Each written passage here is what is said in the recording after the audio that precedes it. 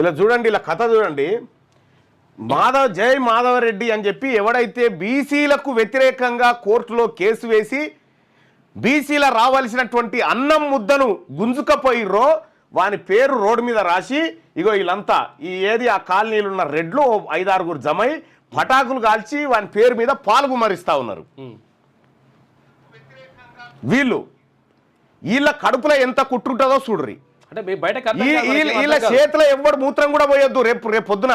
ఎందుకంటే ఇంత పాపిసి దొంగల ఆడలు ఉండరు. ఎందుకంటే తెలంగాణ రాష్ట్రంలో వీళ్ళ సొమ్ము ఈడబ్ల్యూఎస్ కోట వీళ్ళు తింటారు, కానీ బీసీల సొమ్ము బీసీలు తినడానికి ఇగో ఈ దుకాణం, ఈ పటాకులు కాల్చుకుంటా, ఈ దొంగ కథ ఇవి కూడా తింటారు కదా ఈడబ్ల్యూఎస్ పేరుతోటి మనది తినుకుంటా.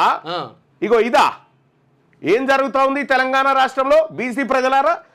ఇగో వీళ్ళు 10 మంది జమై జై మాధవరెడ్డి అని చెప్పి ఆ రెడ్డి జాగృతి పేరు రాసుకొని దాని మీద పాల ప్యాకెట్ పోసి పటాకులు కాల్చుకుంటా ఉన్నారు చూడ్రి. ఇగో వీళ్ళు పటాకులు కాల్చుకుంటా ఉన్నారు చూడ్రి. ఇగో ఓట్లేసేది ఇప్పుడు రేపు వస్తే మనకు రిజర్వేషన్ వద్దని చెప్తున్నటువంటి వీళ్ళు రేపు పొద్దున ఎవడన్నా నా పేరు రాజేందర్ రెడ్డి, నా పేరు సోమిరెడ్డి, నా పేరు అంజిరెడ్డి అని చెప్పి మన గల్లీలకు వచ్చి అక్క ఓటేయి అన్న ఓటేయి అని అంటే చెప్పు మడత పెట్టుర్రి, చెప్పు మడత పెట్టి కొట్టుర్రి.